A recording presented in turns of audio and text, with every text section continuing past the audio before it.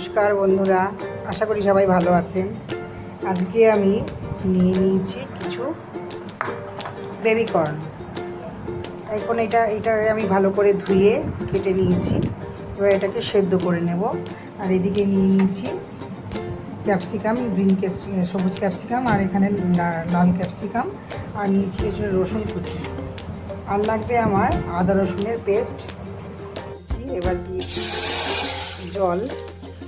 এবার আমি এইটার মধ্যে বেবিকর্নগুলোকে সেদ্ধ করে নেব। দিয়ে দিলাম বেবিকর্নগুলো। এভাবে করে আমি বেবিকর্নগুলোকে সেদ্ধ করে নিচ্ছি। এগুলো সেদ্ধ করে নিয়েছি আমি। এবার এগুলোকে তুলে একটা বাটির মধ্যে নিয়ে নিচ্ছি। বাটির মধ্যে আমি এগুলো সব তুলে নিলাম।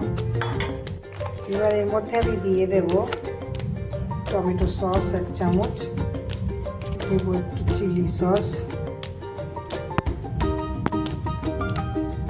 সামান্য একটু হলুদ গুঁড়ো, নুন,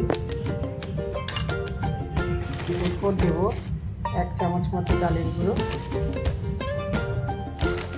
দেব একটু কর্নফ্লাওয়ার। ভালো করে মেখে নেব। এবার আমি এর সঙ্গে একটু দিয়ে দেব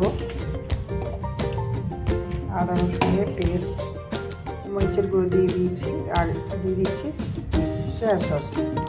এবার আমি কর্নগুলোকে আস্তে আস্তে তেলের মধ্যে দিয়ে দেবো। ভালো করে ভেজে নিয়েছি আমি কর্নগুলোকে। এবার আমি এগুলোকে একটা প্লেটে তুলে রাখবো। এবার আমি কড়াইতে তেল রয়েছে, তেলের মধ্যে আমি দিয়ে দেবো আর দিয়ে দেবো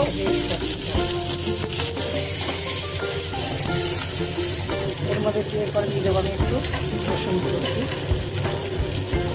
আর একটু পেঁয়াজ কুচি ছিল আমার কাছে, আমি একটুও দিয়ে দিলাম। এর মধ্যে দিয়ে দেবো একটু লবণ। এরপরে দিয়ে দেবো 1 চামচ মতো টমেটো সস, চিলি সস, একটু দিয়ে দেবো লাল লঙ্কার গুঁড়ো, আর সামান্য একটু দিয়ে দেবো।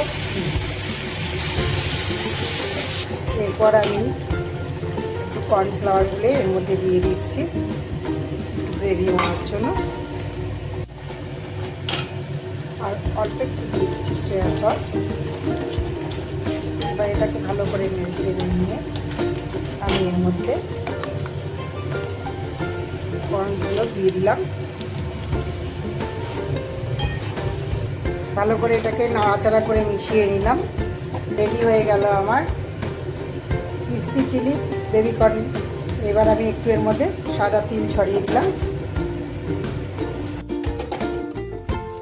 তাহলে রেডি হয়ে গেল আমার ক্রিসপি চিলি বেবিকর্ন। আমার এই রেসিপিটা যদি আপনাদের পছন্দ হয়ে থাকে তাহলে অবশ্যই কমেন্টে জানাবেন। আর আপনারাও বাড়িতে এইভাবে করেই বেবিকর্ন তৈরি করে দেখেন। যদি ভালো লাগে অবশ্যই আমার চ্যানেলটাকে সাবস্ক্রাইব করে দেবেন। আজকের মতো এখানেই রাখছি। ভালো থাকবেন।